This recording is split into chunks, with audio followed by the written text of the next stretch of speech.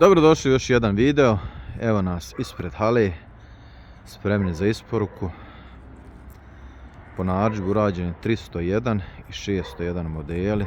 Malo promijenjene dimenzije, svašta nešto, ali otprilike to su 3x2,40 i 4x2,40 kontejneri obloženi drvetom. Po narudžbi našeg klijenta. Kao što možete vidjeti, to veoma lijepo izgleda. Ajde da vidimo i unutra kako je to urađeno. Antracit je stolarija po narudžbi. Evo ga, znači to su naši momci uradili. Sve spremno za isporuke.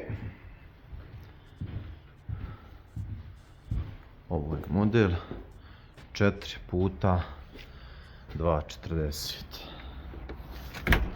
Ovaj pored je model 3x2,40. Spremni za isporuke.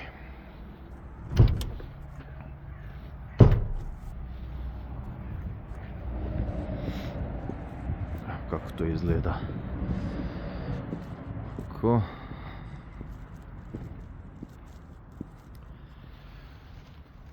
Ne možemo nešto dobro vidjeti sa prednje strane iz razloga što je tu blizu panelima, ali evo, znači kako je onaj tamo ima jedan, ovaj ima dva prozora i drvena oblaka.